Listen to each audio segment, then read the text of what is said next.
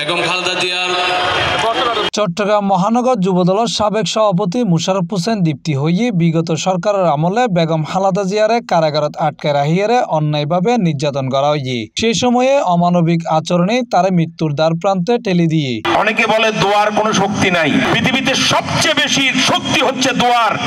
দোয়ার মাধ্যমে মানুষের তকদির পরিবর্তন হতে পারে, যার প্রমাণ বিগত ফ্যাসিস্ট সময়ে 6 বছর বেগম খালেদা জিয়া কারাগারের অন্ধ প্রকোষ্ঠে অনেক সময় আমরা রাত জেগেছিলাম তা দুঃসংবাদের জন্য। আল্লাহ রাব্বুল ইজ্জাতের সময় সেই সময় আমরা এরকম প্রকাশ্য দোয়া করার শক্তি আমাদের ছিল না। অনেকে নীরবে রোজা রেখেছে, সদকা দিয়েছে, নফল নামাজ পড়েছে, কোরআন খতম করেছে, আর সেই দোয়ার শক্তিতে আল্লাহ রাব্বুল ইজ্জাত বেগম খালেদা জিয়াকে আজকে মুক্ত বাঁচাচ্ছে, বাংলাদেশের অভিভাবক হিসেবে কবুল করেছেন। সাবেক প্রধানমন্ত্রী ও বিএনপি চেয়ারপারসন বেগম খালেদা জিয়ার রোগ মুক্তি ও দীর্ঘায়ু কামনায় বৃহস্পতিবার ডিসেম্বর 4 তারিখ বিকেলে জিসি কনভেনশন হলের মাঠত জাতীয়তাবাদী যুবদল, স্বেচ্ছাসেবক দল ও ছাত্রদল কুলসি, ডলমুরিং, পাহাড়তলী ও হালিশহর থানার যৌথ উদ্যোগে পবিত্র কোরআন তেলাওয়াত, বুখারী শরীফ খতম ও বিশেষ দোয়া মাহফিলত এসব কথা হয় তিনি। বাংলাদেশে এক বাক্যে সকল মানুষের 18 কোটি মানুষের নেত্রী হিসেবে তার মমতায় আজকে তার দোয়ায় প্রকাশ পেয়েছে। বাংলাদেশে আজকে একমাত্র অভিভাবক হচ্ছেন দেশ নেত্রী বেগম খালেদা জিয়া।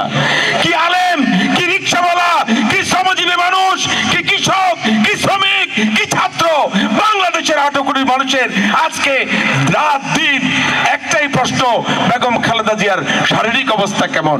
আজকে কিছুক্ষণ আগে আল্লাহ রাব্বুল ইজ্জাত গত এক সপ্তাহে আমরা চট্টগ্রামের প্রতিটা মসজিদে, প্রতিটা মাদ্রাসায় কোরআন খতমের মাধ্যমে, দোয়ার মাধ্যমে আল্লাহর সাহায্য চেয়েছি।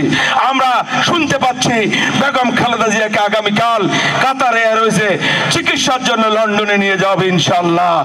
আল্লাহ নিশ্চয়ই 18 কোটি মানুষের দোয়ার বরকতে বাংলাদেশের আগামী দিনের ভাগ্য যেন কোনো মুনাফিকরা বাংলাদেশকে নিয়ে ষড়যন্ত্র করতে না পারে, সে কারণে ইনশাআল্লাহ বেগম খালেদা জিয়াকে ইনশাআল্লাহ বাংলাদেশের অভিভাবক হিসেবে আল্লাহ কবুল করবেন, সুস্থতার জিন্দেগি দান করবেন। মহানগর স্বেচ্ছাসেবক দলের আহ্বায়ক বেলায়েত হোসেন বুলুর সভাপতিত্বে ও নগর যুব দলের সাবেক সহসভাপতি ফজলুল হক সুমনের সঞ্চালনায় এন্ডে বক্তব্য রাখি মহানগর ছাত্র দলের সদস্য সচিব শরীফুল ইসলাম তুহিন, কেন্দ্রীয় যুব দলের সাবেক সদস্য শাহজাহান কবির শাহিন, নগর যুব দলের সাবেক সহসভাপতি নূর আহমদ গুড্ডু সহ আরো বহুত কেউ।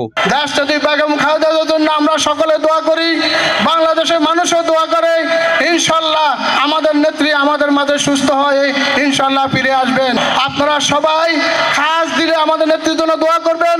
যারা 5 ওয়াক্ত নামাজ পড়েন, আপনারা 5 ওয়াক্ত নামাজ পড়ে, তাহাজ্জুদ নামাজ পড়ে রাষ্ট্রপতি বেগম খালেদা জিয়ার জন্য দোয়া করবেন।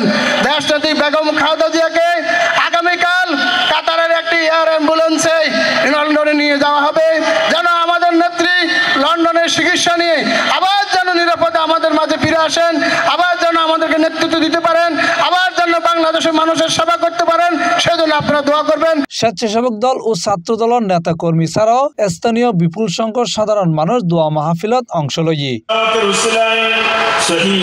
এই দোয়া মাহফিলত বেগম খালেদা জিয়ার রোগ মুক্তি ও দীর্ঘায়ু কামনা করে মোনাজাত পরিচালনা করছে আন্দরকিল্লা জামিয়া মসজিদের পেশ ইমাম আনোয়ারুল হক আল আজাহারি। Mohammad Nizamuddin Tipu, C+ TV, Chittagong.